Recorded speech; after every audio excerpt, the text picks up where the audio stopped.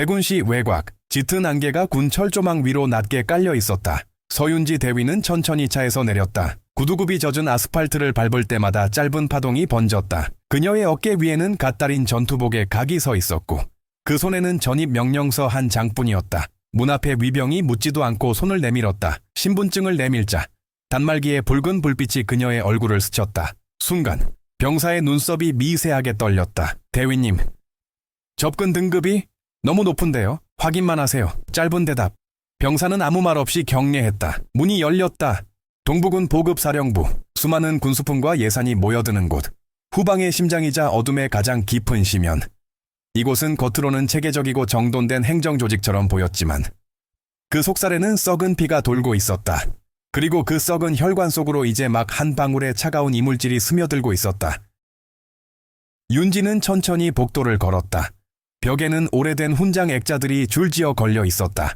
사진 속의 얼굴들은 모두 남자였다. 그들의 시선은 낯선 여성을 내려다보며 묵직한 압박을 던졌다. 그러나 윤지는 그 시선을 맞받았다. 눈빛에는 두려움도 기대도 없었다. 오직 절제된 냉기만이 흘렀다.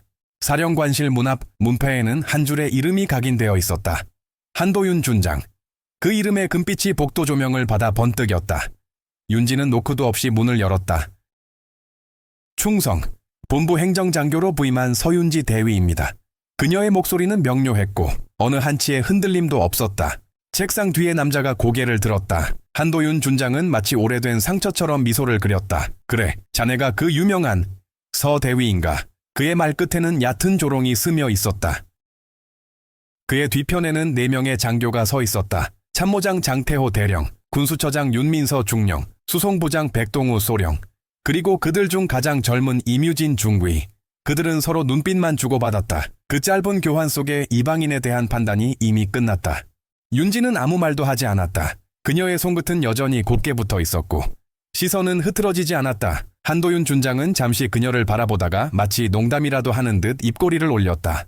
좋네. 마침 잘 왔어. 자네에게 하나 부탁하지. 그는 서류철 한 뭉치를 탁자 위로 밀어 올렸다. 지난 5년간의 모든 계약서를 일주일 안에 전면 재검토하게. 가능하겠나? 회의실이 아닌 사령관실 한가운데에서 터진 폭탄이었다. 윤지는 한 박자 늦게 고개를 숙였다. 명 받들겠습니다. 그녀가 나간 뒤 방 안에는 짧은 정적이 흘렀다. 장태호 대령이 웃음을 터뜨렸다. 준장님, 여자는 역시 부드럽게 다뤄야지요. 저건 금방 무너질 겁니다. 한도윤은 담배를 꺼내 물었다. 글쎄, 너무 쉽게 부서지지 않기를 바라야지. 깨질수록 소음이 커질 테니까. 그의 눈빛엔 이미 계산이 섞여 있었다. 그날 밤 행정과 사무실의 불은 꺼지지 않았다. 모니터 불빛이 윤지의 얼굴선을 가늘게 그렸다. 그녀는 5년치의 회계 자료를 한 장씩 스캔하며 손끝으로 패턴을 짚었다. 수천 줄의 숫자들이 화면 위에서 춤을 추었다. 그 속에는 누군가 감춘 리듬이 있었다. 서버 접근 코드 델타 1벤. 그녀는 조용히 입력했다. 접속 승인. 그 순간 그녀의 노트북 화면에 국방부의 상징 문양이 떠올랐다. 보급사령부 내부에서는 절대 접근 불가능한 등급이었다. 윤지의 눈빛이 차가워졌다. 그녀의 진짜 신분은 국방부 장관 직속 특별감사관. 오늘 하루는 단지 연극의 1막에 불과했다. 시계는 새벽 3시를 가리켰다. 모니터에 쏟아지는 숫자들 사이로 하나의 단어가 번쩍였다. 청군테크. 지난 3년간 납품 계약의 47%. 하지만 법인 주소지에는 아무것도 없었다. 폐허가 된 창고 한 채뿐이었다. 그녀는 노트북을 닫았다. 그리고 손바닥 위의 빛을 바라보았다. 그 빛은 희미했지만 차갑게 타올랐다. 다음 날 아침 사령부 식당. 장교들 사이에서 낮은 소음이 돌았다. 새로운 여군 보였어. 예쁘긴 한데 저기선 오래 못 버틸 거야. 그 말이 채 끝나기도 전에 윤지가 식당 문을 열었다. 모든 소리가 멎었다. 그녀는 아무 말 없이 식판을 들고 창가 자리에 앉았다. 그녀의 식사 속도는 군용시계처럼 일정했다. 그 누구도 말을 걸지 않았다. 그녀는 눈을 들지 않았다. 대신 귀로 듣고 있었다. 접시와 숫저가 부딪히는 소리, 누군가의 낮은 비웃음, 그리고 식당 뒤편에서 들려오는 속삭임. 준장님이 시험대 하나 던졌대. 일주일짜리 불가능 미션이라나. 여자가 뭘 알아. 문서 꾸미는 건 우리 손바닥인데. 윤지는 천천히 식사를 마쳤다. 마지막 숟가락을 내려놓으며 속으로 한 문장을 떠올렸다. 시험이라. 좋지. 시험에는 반드시 결과가 있으니까. 그날 저녁 행정과의 불빛은 다시 켜졌다. 윤지는 커피 대신 물만 마셨다. 서류철 사이로 먼지가 피어올랐다. 그녀는 데이터베이스의 원본과 계약서 사본을 동시에 띄워놓고 단가표를 하나씩 대조했다. 몇 시간 뒤 패턴이 드러났다. 공통된 납품업체, 동일한 서명, 그리고 금액 끝자리의 기묘한 반복. 모두 닷시로 끝나 있었다. 사소해 보이지만 완벽한 범죄는 흔적을 남기지 않는다. 그러나 완벽하지 않은 범죄는 언제나 숫자 하나에서 무너진다. 윤지는 파일을 암호화 폴더에 저장했다. 그리고 작은 수첩을 꺼내 날짜를 적었다. 해머공원, 그녀의 첫 번째 보고 코드였다. 사흘째 밤, 윤지는 수송부 야적장을 둘러보았다. 트럭들이 줄지어 서 있었다. 각 트럭의 번호판 옆에는 NFC 태그가 부착되어 있었다. 서류상으로는 하루 평균 230km 운행, 하지만 연료 주입량은 500km 뿐이었다. 유류가 사라지고 있었다. 그녀는 손목 장치의 로그를 확인했다.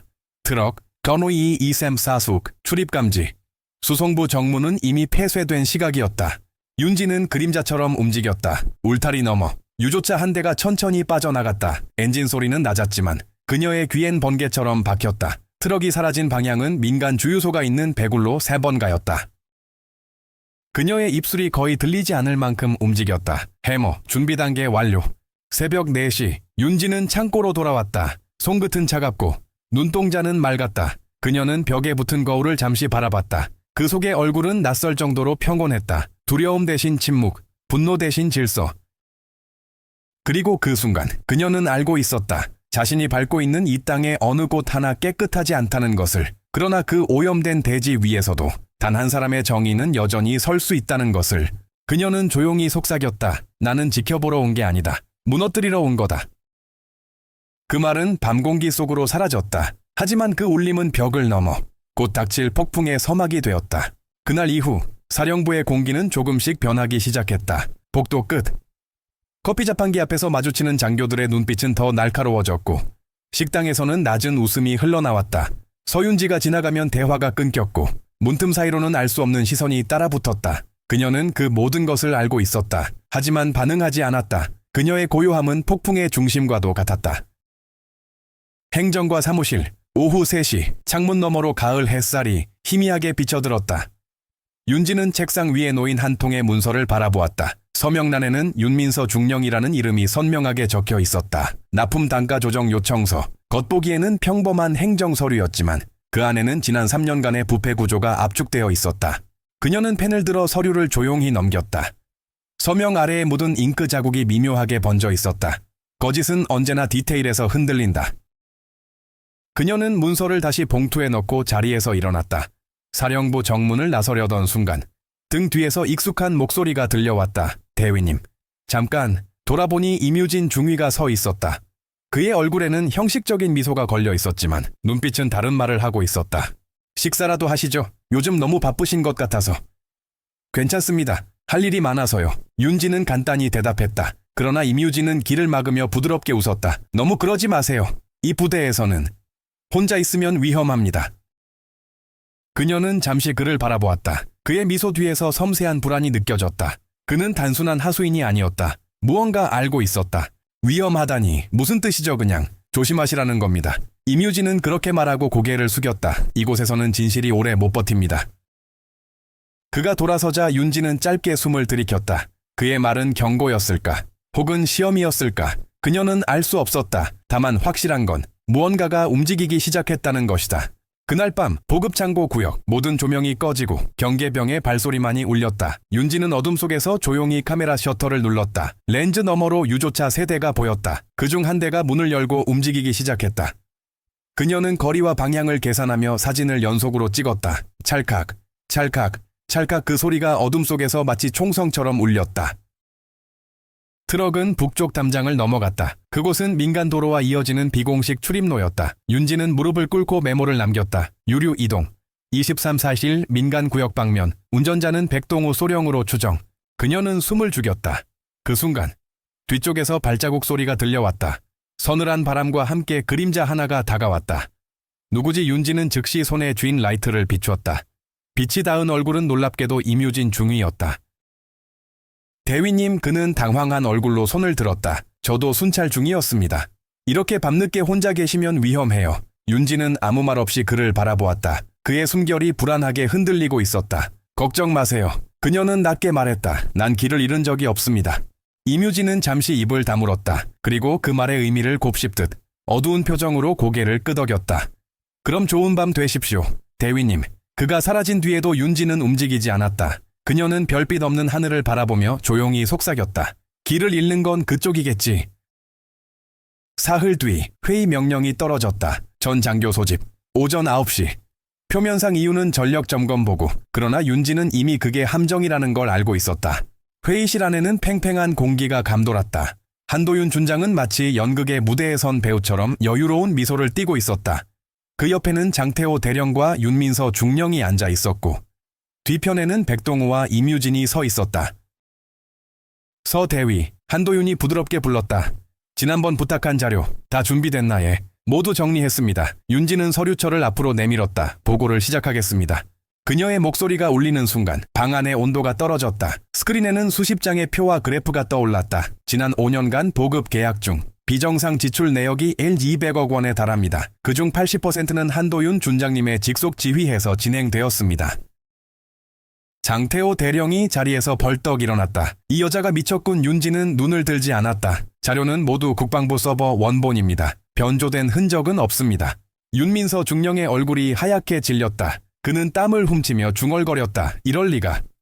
윤지는 냉정하게 말을 이었다. 그리고 이 자료에는 천군테크와의 불법 거래 정황이 포함되어 있습니다. 해당 업체는 실체가 존재하지 않으며 중령님 개인 계좌로 자금이 이동된 기록이 있습니다. 그녀의 말이 끝나자 정적이 흘렀다. 한도윤 준장은 처음으로 미소를 거두었다. 서 대위, 자네 지금 무슨 짓을 하는지 알고 있나 예. 보고 중입니다. 그녀의 대답은 짧았고 칼처럼 정확했다.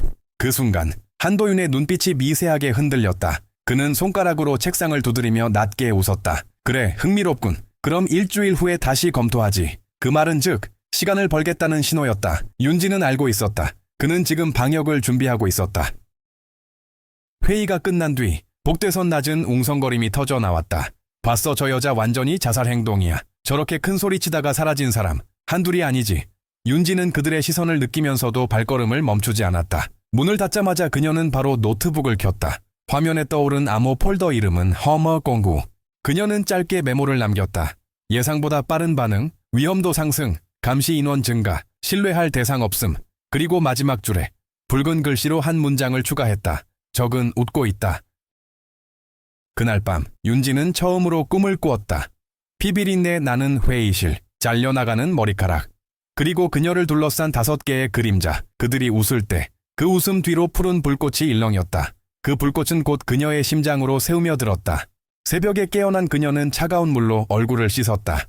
거울 속에 자신이 낯선 이처럼 보였다. 그녀는 낮게 중얼거렸다. 시작이야. 아직 아무것도 끝나지 않았어. 며칠 뒤 윤지는 사령관실로 다시 호출되었다. 문을 열자 한도윤 준장이 혼자 앉아 있었다. 그의 미소는 이번엔 이상하리만큼 부드러웠다. 서 대위, 자네는 참 똑똑하네. 그런데 또 너무 똑똑하면 피곤해져. 그는 자리에서 일어나 그녀의 어깨에 손을 얹었다.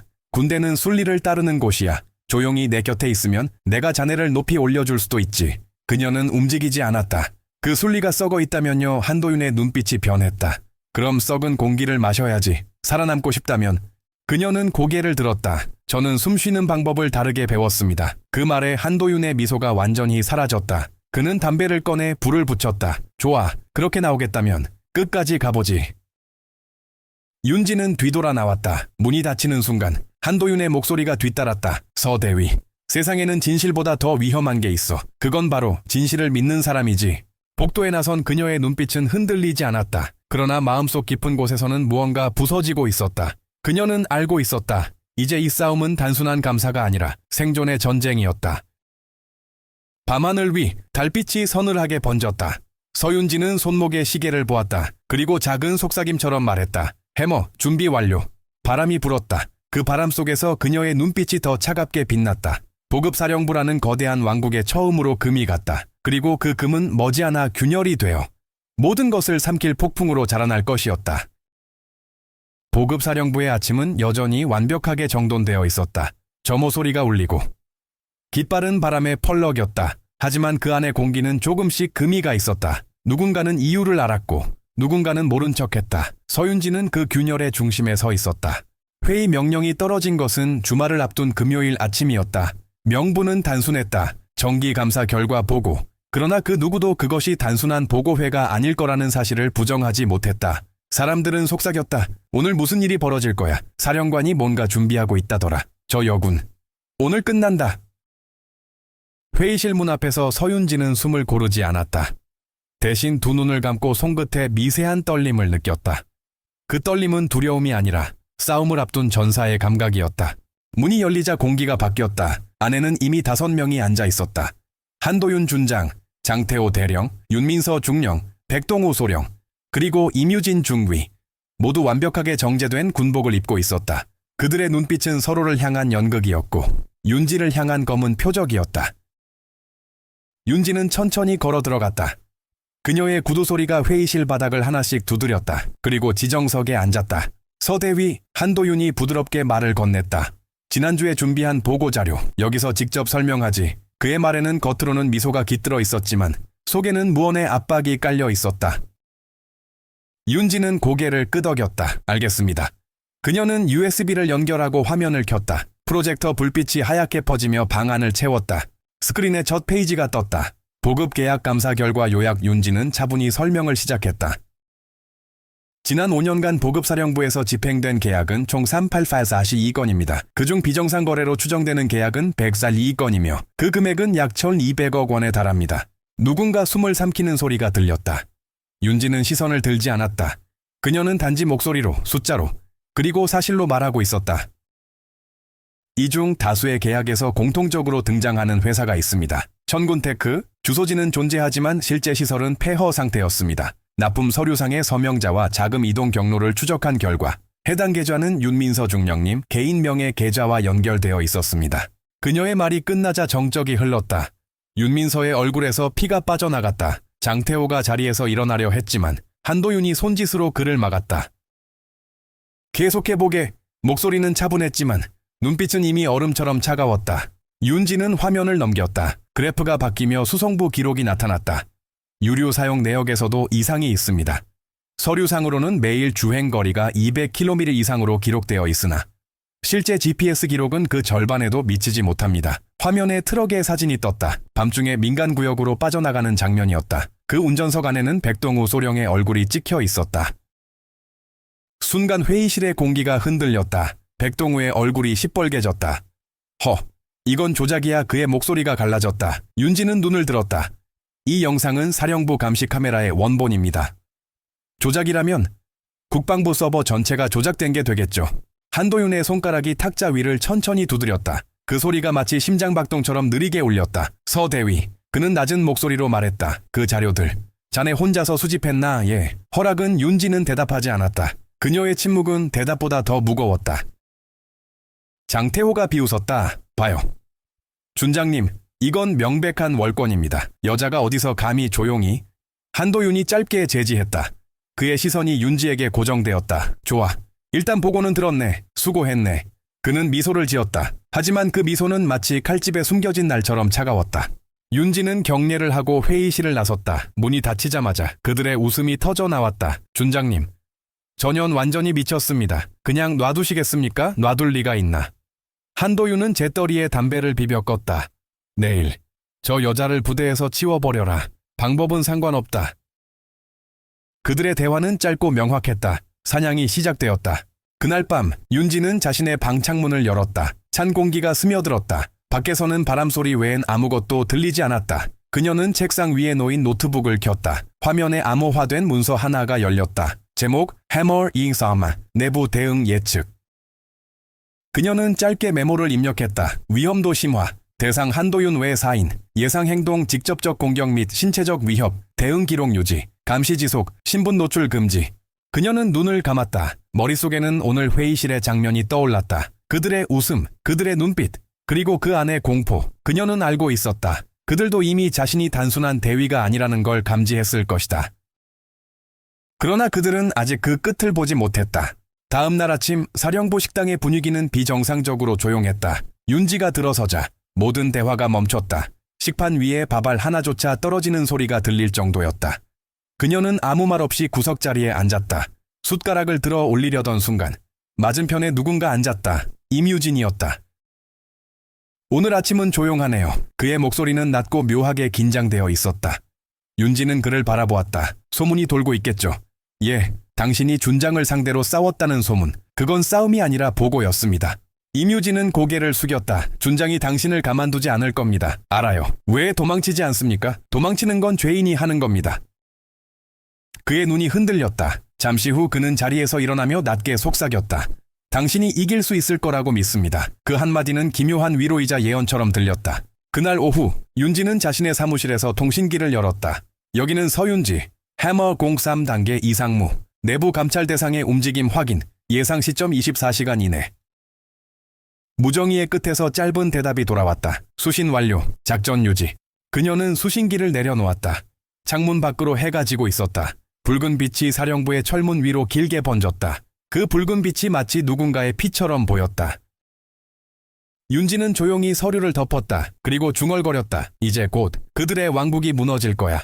그날 밤 한도윤 준장은 자신의 집무실에서 술잔을 비웠다. 창문 밖에는 천둥이 울리고 있었다. 그는 무심히 서류를 넘겼다. 그 안에는 윤지의 이름이 적힌 징계 보고서 초안이 있었다. 불온 행동, 상관 모욕, 정보 유출 혐의. 그는 만족스러운 미소를 지었다. 이제 끝이야. 서대위. 하지만 그가 모르는 것이 있었다. 그 서류의 사본은 이미 윤지의 노트북에 복사되어 있었고 그보다 더 깊은 곳, 국방부 감사 서버에도 같은 파일이 업로드되어 있었다. 그녀는 이미 모든 것을 준비해두었다. 창밖의 번개가 하늘을 가르며 터졌다. 윤지는 조용히 커튼을 닫았다. 그녀의 눈동자는 어둠 속에서도 빛을 잃지 않았다. 심판의 시간이 다가오고 있었다. 그녀는 여전히 고요했다. 하지만 그 고요함은 더 이상 침묵이 아니었다. 그것은 폭풍의 전야였다. 사령부는 아직 잠들어 있었지만 그 잠은 곧 악몽으로 바뀌게 될 터였다. 그날 밤의 마지막 순간, 서윤지는 손목시계의 초침이 10시를 가리킬 때 조용히 속삭였다. 해머, 준비 완료. 이제 시작이야. 그날 밤, 비가 내리지 않았다. 하지만 공기에는 뭔가 불길한 습기가 깃들어 있었다. 하늘은 낮게 깔렸고 보급사령부 본관의 창문마다 형광등이 번쩍였다. 서윤지는 조용히 문을 닫았다. 손끝에서 느껴지는 문손잡이의 금속 냉기가 유난히 차가웠다. 그녀는 직감했다. 오늘 밤 무언가가 일어난다. 모든 기류가 그것을 예고하고 있었다. 부대 내부의 대화는 줄었고 병사들의 눈빛은 어딘가 두려움으로 가득했다. 아무도 말을 하지 않았다. 대신 공기 자체가 속삭이고 있었다. 오늘이 그날이다. 오후 6시 긴급작전 회의 소집 명령이 내려왔다. 사유는 북측 보급 동향 관련 즉시 대응 회의, 형식적인 명분이었다. 그러나 윤지는 그 문장을 보는 순간 심장이 한번 멎는 듯한 기분을 느꼈다. 그 단어들의 배열이 너무 완벽했다. 너무 계획적이었다. 회의실 문 앞에는 2명의 헌병이 서 있었다. 그들은 평소보다 굳은 표정으로 윤지를 바라보았다. 회의 준비 중입니다. 대위님, 그녀는 짧게 고개를 끄덕였다. 알겠습니다. 문이 열리자 안의 공기가 마치 오랫동안 숨을 죽이고 있던 것처럼 무겁게 터져 나왔다. 한도윤 준장이 중앙 테이블에 앉아 있었다. 그의 얼굴에는 익숙한 미소가 떠올라 있었다. 그러나 오늘 그 미소는 달랐다. 피로 물든 칼날 같은 냉정함이 있었다. 왓군, 서대위. 그의 목소리는 유난히 낮고 부드러웠다. 오늘은 자네도 들어야 할 얘기가 있지. 테이블에는 이미 4명의 장교가 앉아 있었다. 장태호 대령, 윤민서 중령, 백동우 소령, 임유진 중위. 그들은 하나같이 조용히 미소 짓고 있었다. 윤지는 그 자리에 앉았다. 자리 바로 아래. 바닥에 미세한 진동을 느꼈다. 문이 닫히는 소리가 뒤에서 들렸다. 철컥, 묘하게 날카로운 금속음이었다. 모든 출구가 봉쇄되었다. 그녀는 이미 알았다. 이건 회의가 아니라 처형식이었다. 한도윤 준장이 손가락을 깍지 끼고 말했다. 서대위, 지난 몇 주간 참 열심히 일했더군. 그의 시선이 천천히 그녀의 얼굴을 훑었다. 그런데 자네, 너무 깊이 파고든 거 아닌가? 윤지는 침착하게 대답했다. 저는 제 임무를 수행했을 뿐입니다. 임무라. 그는 천천히 일어섰다. 임무와 월권은 종이 한 장 차이지. 그의 발소리가 테이블 주위를 천천히 돌았다. 자네가 뭘 캐고 다니는지 내가 다 알고 있어. 그는 윤지의 귀에 가까이 다가와 속삭였다. 유류, 비리, 유령회사, 심지어 내부 통신 기록까지. 내 허락도 없이. 윤지는 눈을 들었다. 그의 숨결이 가까웠다. 지금 말씀하신 건 모두 사실인가 보군요. 그 한마디에 방 안의 공기가 멈췄다. 장태호 대령이 의자를 걷어차듯 일어났다. 인연이. 감히 그만. 한도윤이 손을 들었다. 그의 얼굴에는 이제 웃음조차 남아있지 않았다. 서윤지 대위, 자네, 우리 조직을 배신했어. 그 말은 선언이었다. 판결이 내려진 것이다. 윤지는 숨을 고르지 않았다. 그녀는 단지 조용히 그들을 바라봤다. 그 시선 속에는 두려움이 없었다. 오히려 예고된 분노의 침묵이 있었다. 백동우가 비웃었다. 봐라. 아직도 눈 하나 깜빡 안 하잖아. 저게 바로 착각이야. 임유진이 낮게 웃었다. 여자들은 다 그래요. 끝까지 강한 척하지. 윤지는 고개를 돌려 그를 바라봤다. 강한 척이 아니라 너희들이 너무 약한 거야. 순간 그의 얼굴이 일그러졌다. 뭐라고 윤지는 대답하지 않았다. 대신 의자에서 천천히 일어섰다. 이곳이 군수지원 사령부인가요? 아니면 범죄조직본부인가요?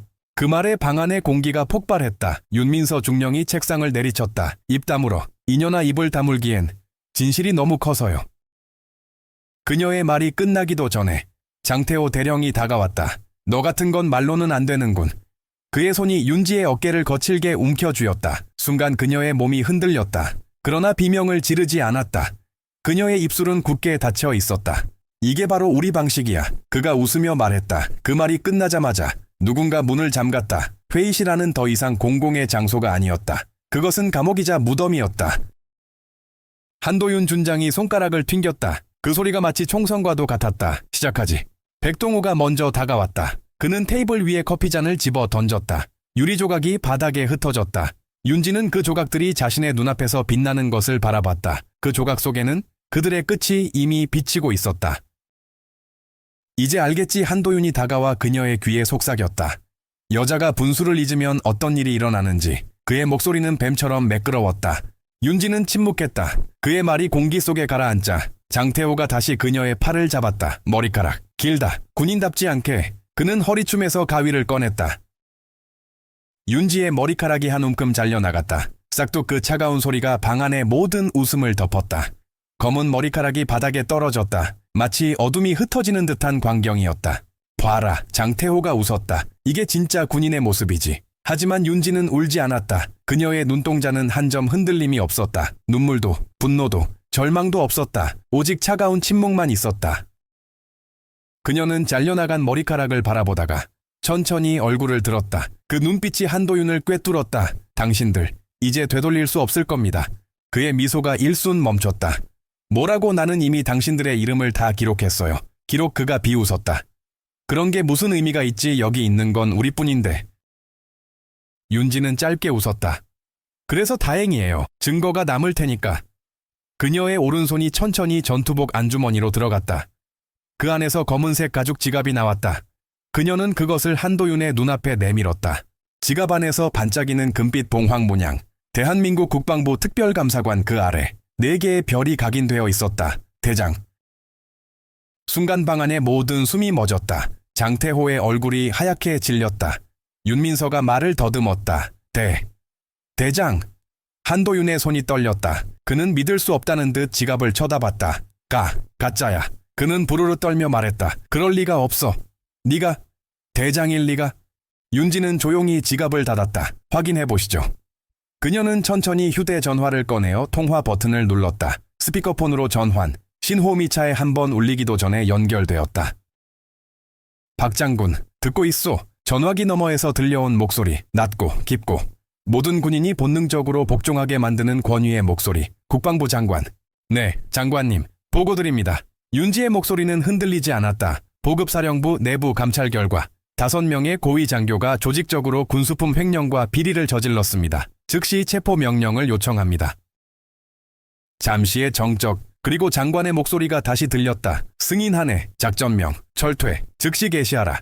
그 순간 한도윤 준장의 얼굴이 완전히 무너졌다. 그의 다리가 풀리며 바닥에 주저앉았다. 철퇴. 작전. 그는 속삭였다. 그 작전명이 의미하는 바를 그는 누구보다 잘 알고 있었다. 군 내부의 부패를 뿌리째 도려내는 최후의 심판. 윤지는 전화기를 끊었다. 그리고 차가운 목소리로 말했다. 한도윤 준장 이하 4명의 장교. 지금 이 시간부로 모든 지위를 해제합니다. 그녀의 선언은 번개처럼 방 안을 갈랐다. 문 밖에서 헬리콥터의 굉음이 들려왔다. 두두두두두두. 순식간에 창문이 흔들리고 먼지가 떨어졌다. 회의실 문이 열리며 검은 군사경찰 특수대가 들이닥쳤다. 완전 무장 상태의 SDT 대원들. 그들은 침묵 속에서 5명의 장교들을 제압했다. 충성대장님, 군사경찰 특임대 보고드립니다. 지휘관이 경례를 붙였다. 윤지는 고개를 끄덕였다. 저 5명 구속하라. 그들의 팔이 뒤로 꺾였고 수갑이 채워졌다. 한도윤은 절규했다. 이건 함정이야. 나는 아무 잘못도 없어. 윤지는 그를 똑바로 바라봤다. 당신의 함정은 끝났어요. 준장님, 이제 법의 것이죠. 그녀의 눈빛은 얼음처럼 차가웠다. 바닥에는 잘려나간 머리카락이 여전히 흩어져 있었다. 그 위로 피와 빗방울이 섞여 있었다. 그녀는 조용히 속삭였다. 정의의 철퇴는 느리지만 반드시 떨어진다. 회의실의 불빛이 꺼졌다. 폭풍이 지나간 자리에는 오직 침묵만이 남았다. 그리고 그 침묵 속에서 새로운 전쟁이 시작되고 있었다. 비는 새벽에야 내리기 시작했다. 보급사령부의 하늘은 먹구름으로 뒤덮였고 군사경찰본부의 유리창에는 빗방울이 쉼없이 부딪혔다. 어제의 폭풍은 지나갔지만 오늘의 밤은 더 깊고 조용했다. 모든 소음이 사라진 공간 속에서 오직 한 사람의 발걸음 소리만이 울렸다. 서윤지 대위안이 국방부 특별감사관 서윤지 장군. 그녀는 철문이 줄지어 선 복도를 따라 걸었다. 어둠 속에서 간헐적으로 전멸하는 형광등이 그녀의 얼굴을 비추었다. 피로와 침묵이 섞인 얼굴. 그러나 눈빛은 여전히 차갑고 단단했다. 복도의 끝, 유리로 된 관문 너머에는 5명의 장교가 있었다. 수갑을 찬 채 각자 다른 표정으로 앉아 있었다. 장태호 대령은 여전히 눈빛이 매서웠고 윤민서 중령은 눈을 감은 채 무언가를 속삭이고 있었다. 백동우 소령은 손끝을 떨고 있었고 임유진 중위는 고개를 숙인 채 침묵했다. 그리고 그들 가운데 가장 앞자리에 한도윤 준장이 있었다. 그의 제복은 더 이상 반짝이지 않았다. 계급장은 떼어졌고 옷깃은 구겨져 있었다. 그러나 그의 눈빛은 아직 꺼지지 않았다. 와주어서 고맙군. 그는 낮게 웃었다. 결국 자네가 이겼네. 축하하지. 윤지는 아무 대답도 하지 않았다. 대신 테이블 위에 놓인 두꺼운 서류철을 열었다. 조사 시작하겠습니다. 그녀의 목소리는 차가웠다. 그 안에는 감정이란 단어가 존재하지 않았다. 지난 5년간 당신이 승인한 모든 계약에는 불법적 거래가 포함되어 있습니다. 그 금액은 총 200억 원, 자금은 천군테크, 백림무역, 성간물자 3회사를 통해 세탁되었고 결국 윤민서 중령의 계좌로 흘러들어갔습니다. 그녀의 말에 윤민서가 고개를 떨궜다. 장군님, 저는 명령을 따랐을 뿐입니다. 정말로. 제 뜻이 아니었습니다. 윤지는 시선을 그에게서 떼지 않았다. 명령이 불법이라면 복종은 죄입니다. 그 말은 칼처럼 날카롭게 공기를 갈랐다. 장태호 대령이 비웃었다. 그런 말은 교과서에서나 통하지.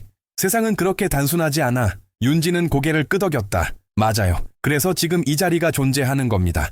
그녀는 서류 한 장을 꺼냈다. 장태호 대령, 지난 2년 동안 장비 납품 단가 조작 47회, 비밀 계약 11건, 거짓 서명 5회, 그리고 살인 1건.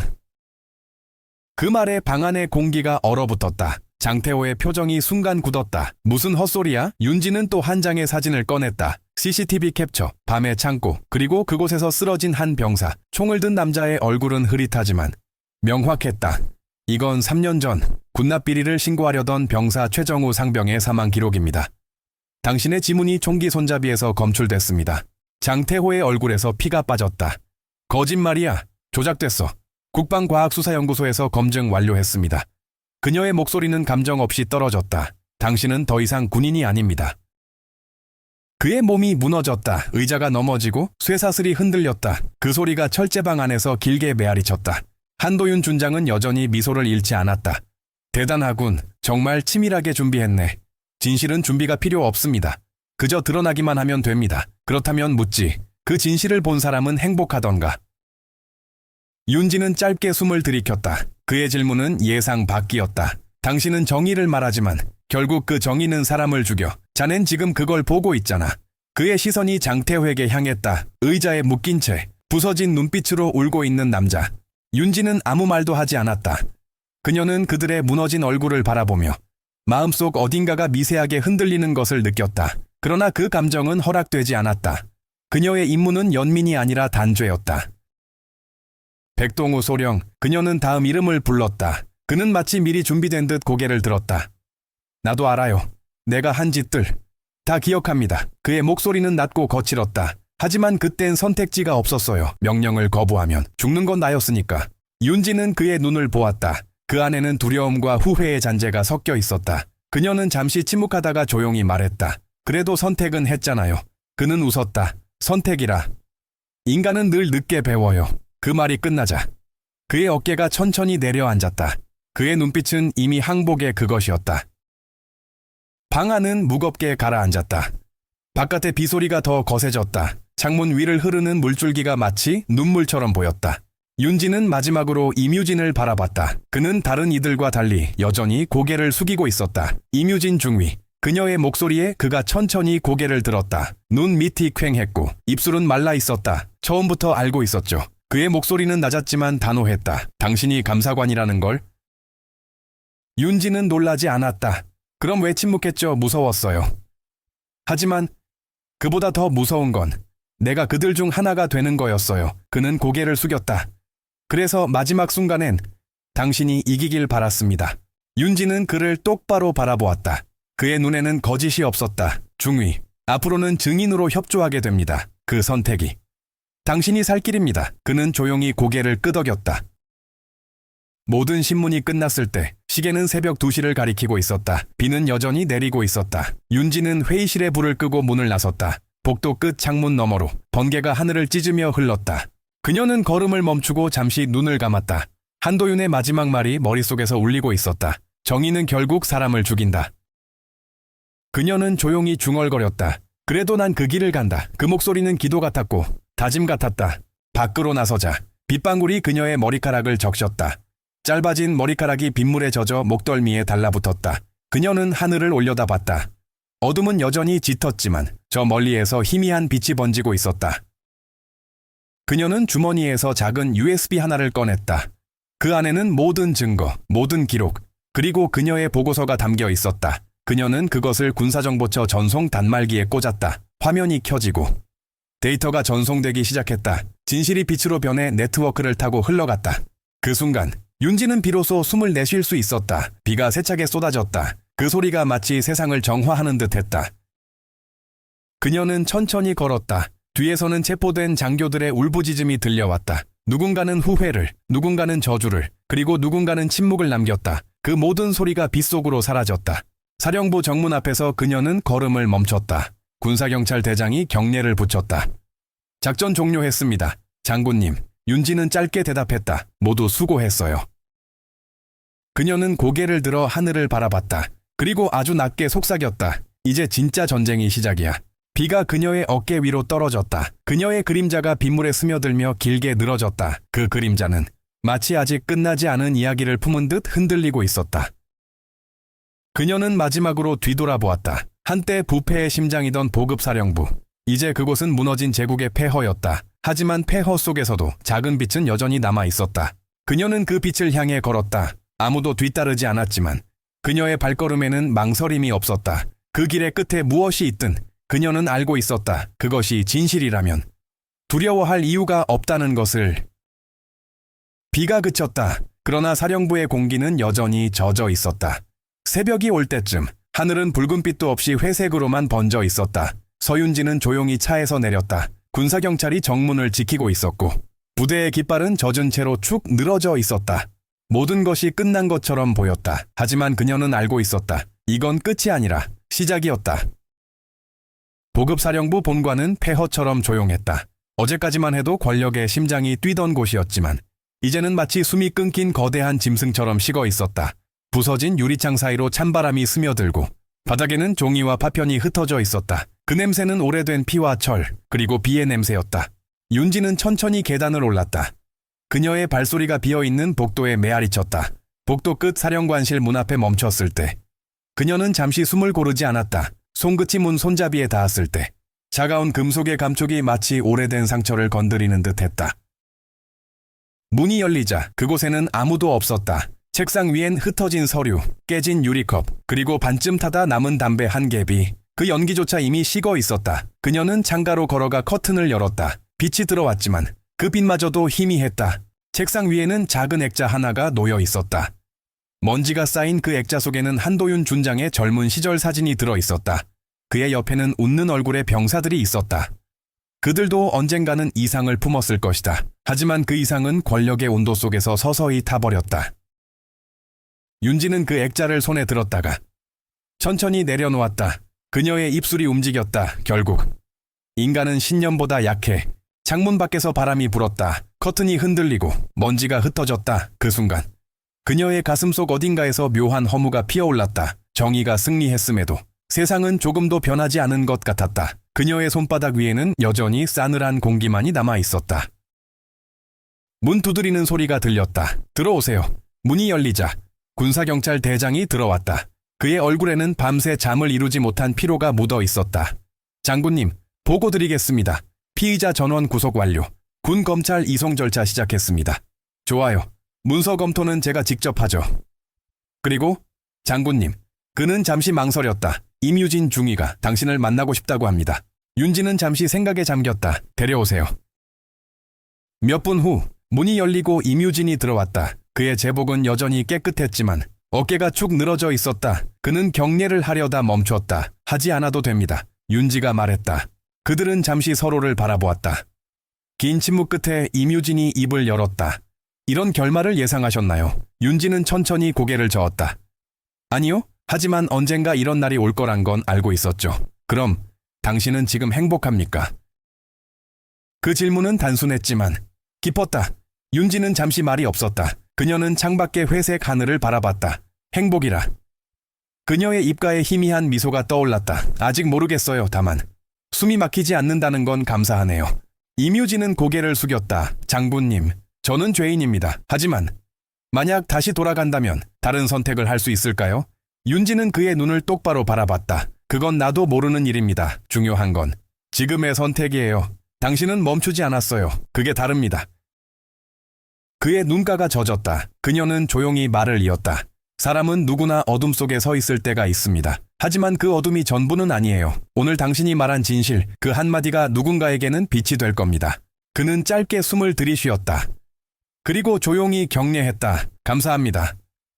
장군님, 윤지는 아무 말 없이 고개를 끄덕였다. 그의 발소리가 복도 저편으로 사라질 때까지 그녀는 그 자리에 서 있었다. 그녀의 머릿속에는 수많은 얼굴이 스쳐 지나갔다. 비명, 절규, 후회, 그리고 침묵. 모든 소리가 겹쳐져 하나의 긴 메아리가 되어 울렸다. 그 소리는 무겁지만 이상하게도 위로 같았다. 그녀는 그 소리를 잊지 않기로 했다.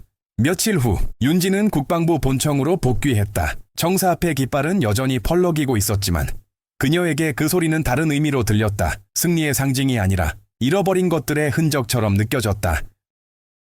국방부 장관이 그녀를 맞았다. 고생 많았네. 서 장군, 감사합니다. 장관님, 이번 작전은 성공이네.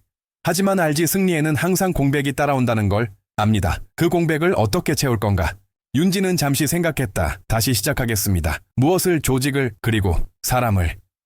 그녀의 목소리는 단단했지만 부드러웠다. 장관은 잠시 그녀를 바라보다가 미소 지었다. 좋네. 그게 바로 자네다운 답이야. 그날 밤 윤지는 국방부 옥상에 올랐다. 도시는 고요했고 하늘에는 별이 없었다. 바람이 불었고 그 바람 속에는 먼 빛냄새가 남아 있었다. 그녀는 난간에 손을 얹고 멀리 불빛이 깜박이는 산자락을 바라봤다. 그곳 어딘가에 아직도 진실을 모르는 사람들이 있을 것이다. 그녀의 싸움은 끝나지 않았다. 주머니 속에서 휴대용 무정이가 울렸다. 서 장군, 보고 있습니다. 낮고 익숙한 목소리였다. 군사정보처 요원이었고 동시에 그녀의 오랜 동료였다. 다음 지시를 기다립니다. 윤지는 잠시 하늘을 바라보다가 말했다. 기다려요. 아직은 조금 더 시간이 필요해요. 그녀는 무정이를 끄고 눈을 감았다. 눈앞에 떠오르는 얼굴들 최정우 상병, 백동우 소령, 윤민서, 장태호, 그리고 한도윤. 그들은 모두 다른 방식으로 부서졌지만 그들의 파편은 여전히 세상 어딘가에서 반짝이고 있었다. 윤지는 속으로 중얼거렸다. 그들의 죄는 기록될 것이다. 그리고 그 기록은 다시 사람을 지키는 방패가 되겠지. 멀리서 천둥이 울렸다. 그녀는 고개를 들었다. 구름 사이로 희미한 빛이 스며들고 있었다. 그 빛은 아직 약했지만 분명히 어둠을 밀어내고 있었다. 그녀는 손끝으로 머리카락을 쓸어 넘겼다. 짧고 단정하게 잘린 머리카락이 바람에 흩날렸다. 그녀는 눈을 감은 채 낮은 목소리로 말했다. 정의는 빠르지 않지만 결국 도착한다. 그녀는 난간에서 한 걸음 물러섰다. 그녀의 그림자가 밤의 바닥 위로 길게 늘어졌다. 그 그림자는 바람 속에서 흔들리며 마치 또 하나의 서윤지가 길 위로 걸어 나가는 것처럼 보였다. 새벽이 다가오고 있었다. 그녀는 천천히 내려왔다. 복도를 지나며 문득 걸음을 멈췄다. 벽에 걸린 오래된 문구 하나가 눈에 들어왔다. 국가를 지키는 것은 무기보다 양심이다. 그녀는 그 문장을 손끝으로 쓸어보았다. 그리고 조용히 웃었다. 그래, 양심이 살아있는 한 나라 역시 무너지지 않겠지. 그녀는 다시 걸었다. 복도 끝 문이 열리고 새벽빛이 흘러들었다. 그 빛은 차갑지 않았다. 오랜 시간 동안의 싸움 끝에 처음으로 느껴지는 따뜻한 빛이었다. 그녀는 그 빛 속으로 천천히 걸어 들어갔다. 그리고 마치 자신에게 말하듯 낮게 속삭였다. 이제 다음을 향해. 문이 닫히자 공기는 고요해졌다. 하지만 그 고요 속에서 그녀의 발자국 소리는 여전히 메아리치고 있었다. 그 메아리는 길게 멀리 퍼져나갔다. 마치 세상 어딘가에서 또 다른 전쟁을 부르고 있는 듯이. 밤은 깊었고 창밖에서는 바람이 불었다. 서윤지는 책상 위에 놓인 국방기밀 문서를 덮었다. 조용한 사무실 안. 시계 초침 소리가 유난히 크게 들렸다. 모든 일이 끝난 듯 보였지만 마음속 깊은 곳에서는 아직 불이 꺼지지 않았다. 그 불은 오래전부터 그녀의 가슴 속에 자리하고 있었다. 그녀는 눈을 감았다. 그리고 기억 속 어딘가로 천천히 걸어 들어갔다. 16살의 여름이었다. 도시 외곽의 오래된 군가족 숙소. 창문 너머로 불길이 솟아올랐다. 사이렌 소리가 요란하게 울렸고 사람들의 비명이 밤을 찢었다. 그 불은 단순한 사고가 아니었다. 군수 창고 폭발, 부정 유통, 그리고 은폐된 진실. 그날 윤지는 어린 소녀로서 모든 것을 잃었다. 그녀의 아버지 서광철 중령은 사건의 희생자였다. 공식 발표문에는 임무 중 순직이라 적혀 있었지만 그녀는 알았다. 그가 진실을 밝히려다 죽었다는 것을. 어머니는 그날 이후 병상에서 일어나지 못했다. 그리고 몇 달 후 세상을 떠났다. 그녀는 장례식장에서 아무 눈물도 흘리지 않았다. 그녀의 눈 속에서 대신 어떤 불이 타오르고 있었다. 그녀는 그 불의 이름을 진실이라 불렀다. 하지만 그 불은 때로 그녀를 태우기도 했다. 그날 이후 윤지는 다른 길을 택했다. 친구들이 대학을 꿈꾸던 시절 그녀는 육군사관학교 입학서를 들고 있었다. 교관은 물었다. 왜 군인이 되려 하는가? 그녀는 대답했다. 진실을 지키기 위해서요. 그 대답은 교과서 같았지만 그녀에게는 생존의 언어였다. 사관학교 시절 그녀는 늘 조용했다. 모두가 경쟁하고 승진을 꿈꾸는 동안 그녀는 오직 하나의 목표만을 품고 있었다. 진실의 중심으로 들어가라. 그녀는 탁월했다. 전술, 행정, 정보 분석 어느 하나 뒤지지 않았다. 그러나 무엇보다 그녀를 두려워하게 만든 것은 그녀의 눈이었다. 그 눈은 사람의 거짓말을 꿰뚫었다. 졸업식 날, 장교 임관을 앞두고 국방부의 한 남자가 그녀를 찾아왔다. 정장을 입은 중년, 목소리는 낮았고 정제되어 있었다. 서윤지 대위, 특별감사단에 관심 있나? 그녀는 그를 바라봤다. 그곳은 군대의 어두운 곳을 감시하는 자리다. 그녀는 단 한 번의 망설임도 없이 대답했다. 가겠습니다. 그날이 그녀의 운명을 바꾼 날이었다. 그녀는 그 후로 10년간 수많은 부패를 파헤쳤고 수십 명의 고위 장교들을 군사재판대에 세웠다. 그 과정에서 많은 적을 만들었다. 누군가는 그녀를 정의의 칼이라 불렀고 누군가는 그녀를 살아있는 망령이라 불렀다. 그녀는 그 이름들 모두를 받아들였다. 왜냐하면 그 불명예조차 진실을 위한 연료였기 때문이다. 하지만 그녀도 인간이었다. 밤이 오면 그녀의 가슴은 늘 불안으로 흔들렸다. 그녀의 손은 수없이 떨렸고 때로는 그녀 자신이 괴물이 되어 가고 있음을 느꼈다. 정의를 지킨다는 건 결국 누군가를 무너뜨린다는 뜻이야. 그녀가 가장 존경하던 상관, 전 감사국장 장재혁 준장이 마지막으로 남긴 말이었다. 그는 비리에 맞서 싸우다 외압으로 해임되었고 결국 스스로 목숨을 끊었다. 그날 밤 윤지는 그의 집을 찾아갔다. 책상 위에는 끝까지 믿어라라는 메모 한 장이 있었다. 그 문장을 본 순간 그녀는 결심했다. 그의 뜻을 잇기로. 그렇게 그녀는 진실을 쫓는 사냥개가 되었다. 때로는 외로웠고 때로는 피를 봤다. 하지만 멈출 수 없었다. 그녀에게 멈춤은 배신과 같았다. 시간은 흘러 그녀는 대위가 되었고 운명의 소환처럼 보급사령부라는 이름을 받았다. 그곳이 바로 그녀의 아버지가 죽은 부대였다. 운명은 그렇게 잔인했다. 첫날 부대 정문을 통과하던 순간 그녀는 숨을 고르며 속삭였다. 아버지, 이번엔 제가 갑니다. 그날 밤 그녀는 부대 데이터베이스에 접속했다. 오래된 기록들 사이에서 그녀는 한 파일을 발견했다. 서광철 중령 내부 조사 자료 비공개. 그녀는 그 파일을 열 수 없었다. 암호화되어 있었고 접근 권한이 제한되어 있었다. 그러나 그녀는 이미 감을 잡았다. 이 부대의 심장은 여전히 썩어 있었다. 그녀는 그때부터 모든 것을 기록하기 시작했다. 비리 계약서, 유류 이동 경로, 의심스러운 인사 명단, 그리고 마침내 그녀는 한도윤이라는 이름에 도달했다. 그 순간 그녀는 깨달았다. 아버지를 죽음으로 몰아넣은 실체가 이곳에 아직 존재하고 있다는 것을. 그녀의 가슴속 불이 다시 타올랐다. 하지만 이번에는 단순한 복수가 아니었다. 그녀는 정의를 실행해야 했다. 그리고 그것이 바로 그녀의 존재 이유였다. 기억은 현재와 맞물려 천천히 사라졌다. 책상 위의 전등 불빛이 그녀의 얼굴을 비췄다. 그녀의 눈동자는 여전히 불이 있었다. 그때 문이 두드려졌다. 장군님, 준비되셨습니까? 보좌관의 목소리였다. 곧 기자회견이 시작됩니다. 윤지는 조용히 고개를 끄덕였다. 가죠. 기자회견장은 조용했다. 수많은 카메라가 그녀를 향했다. 그녀는 연단에 섰다. 조명이 켜지고 모든 시선이 집중되었다. 오늘 우리 군은 스스로의 그림자와 싸웠습니다. 그녀의 목소리는 낮고 단단했다. 그 싸움은 끝나지 않았습니다. 정의는 명령이 아니라 선택입니다. 그리고 나는 그 선택을 계속할 것입니다.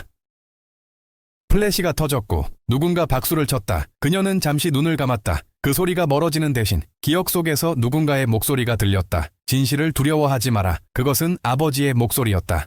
그녀는 미소 지었다. 그 미소는 슬펐지만 평화로웠다. 그녀의 싸움은 이제 다른 형태로 이어질 것이다. 불은 더 이상 파괴의 상징이 아니었다. 그것은 빛의 시작이었다. 그날 이후 서윤지는 모든 것을 정리했다. 보급사령부는 해체되었고 부패의 흔적들은 법정으로 넘겨졌다. 그녀의 이름은 언론에 오르내렸고 사람들은 그녀를 철퇴의 여신이라 불렀다. 그러나 그녀는 그 이름을 좋아하지 않았다. 그녀에게 철퇴는 상징이 아니라 상처였다. 그녀의 정의는 언제나 피를 흘리고 있었기 때문이다. 며칠 뒤 윤지는 본청 12층에 위치한 감사국 사무실로 복귀했다. 오래된 문패에는 여전히 낡은 글씨로 국방부 특별감사단이라 적혀 있었다. 그녀는 그 문 앞에서 잠시 멈췄다. 그곳은 그녀의 전부였고 동시에 그녀의 감옥이었다. 문을 열자 먼지 냄새와 오래된 서류의 잉크향이 섞여 나왔다. 그녀는 한동안 그 자리에 서 있었다. 책상 위에는 깨끗한 흰 종이 한 장이 놓여 있었다. 서윤지 장군 진급 추천서, 장관이 직접 작성한 문서였다. 그녀는 그것을 가만히 내려다봤다. 진급이라니. 그녀는 승리했지만 마음속에서는 그 단어가 허공에 흩어졌다. 그녀는 펜을 들지 않았다. 대신 창문을 열었다. 차가운 공기가 밀려 들어왔고 먼 하늘 끝에서 새벽빛이 피어오르고 있었다. 그 빛은 눈부시지 않았지만 오래 기다린 사람의 손길처럼 따뜻했다. 이제 조금은 쉴 수 있겠지요. 문득 뒤에서 낮은 목소리가 들렸다. 보좌관 김도현 소령이었다. 그는 윤지의 곁에서 3년간 함께 일해온 유일한 동료였다. 쉴 시간은 없어요. 윤지가 대답했다. 부패는 한 곳에서 사라지면 다른 곳에서 다시 피어나요. 그럼 언제까지 싸우실 겁니까? 그녀는 미소 지었다. 내가 필요 없을 때까지요. 김소령은 아무 말도 하지 않았다. 대신 창밖을 바라봤다. 군청사 앞에 국기가 천천히 바람에 흔들리고 있었다. 그는 조용히 말했다. 그래도 장군님은 변하지 않네요. 처음 뵈었을 때도 그랬고 지금도 여전히... 눈빛이 같습니다. 윤지는 짧게 고개를 돌렸다.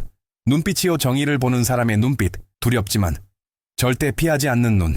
그녀는 아무 말 없이 웃었다. 그 미소는 희미했지만 진심이었다. 그날 저녁 윤지는 장관실로 향했다. 장관은 그녀를 맞으며 커피를 내밀었다. 이제 자네도 좀 쉬게. 이번 작전 완벽했네. 나라가 자네 덕분에 숨을 돌렸어. 윤지는 커피잔을 들었다. 그 향기 속에서 오래된 기억이 스쳤다.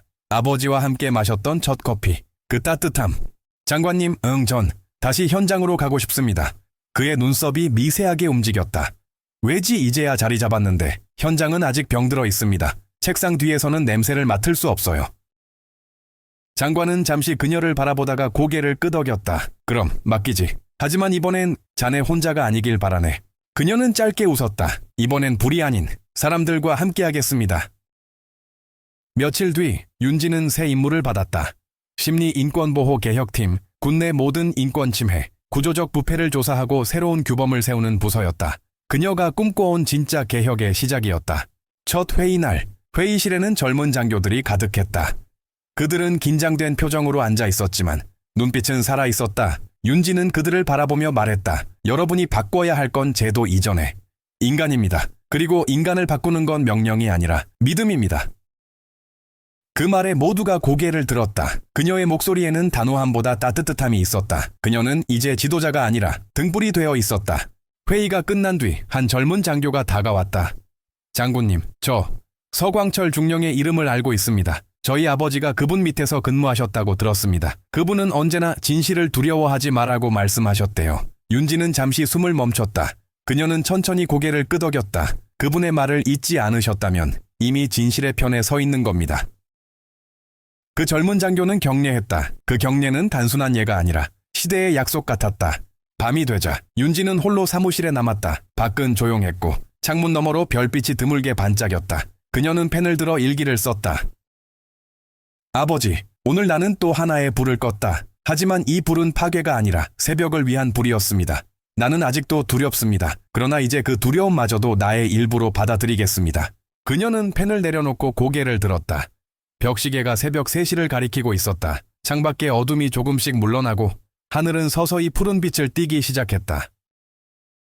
그녀는 자리에서 일어나 창문을 열었다. 차가운 새벽 공기가 얼굴을 스쳤다. 멀리서 군악대의 훈련 소리가 들려왔다. 삶은 계속되고 있었다. 그녀는 낮게 속삭였다. 새벽이 오고 있네요, 아버지. 그 순간 첫 햇살이 수평선을 넘어왔다. 그 빛이 그녀의 얼굴에 닿았다. 그녀의 눈빛은 더 이상 차갑지 않았다. 그 눈에는 슬픔도 분노도 아닌 조용한 결의만이 있었다. 그녀는 천천히 손을 들어 경례했다. 그 동작은 완벽하게 각이 잡혀 있었고 그 안에는 군인으로서의 마지막 서약이 담겨 있었다. 나는 다시는 침묵하지 않겠다. 진실이 묻히는 한 나의 싸움은 계속될 것이다. 그녀의 그림자가 새벽 햇살 속으로 길게 늘어졌다. 그 그림자는 더 이상 어둠의 잔상이 아니었다. 그것은 새로운 날의 시작을 향한 길처럼 빛나고 있었다. 잠시 후 보좌관이 문을 두드렸다. 장군님, 기자단이 기다리고 있습니다. 알아요. 이제 시작합시다. 그녀는 문을 열고 복도를 걸었다. 벽에 걸린 문구가 눈에 들어왔다. 진실은 언제나 늦게 오지만 결코 멈추지 않는다. 그녀는 그 문장을 바라보며 미소 지었다. 그리고 중얼거렸다. 그게 바로 나의 새벽이야. 문이 닫히고 발자국 소리가 멀어졌다. 복도 끝에서 새벽빛이 천천히 번져왔다. 그 빛이 모든 그림자를 덮었다. 그리고 그 빛 속에서 서윤지의 실루엣이 천천히 사라졌다. 그녀의 싸움은 끝났지만 그녀의 서약은 시작되고 있었다.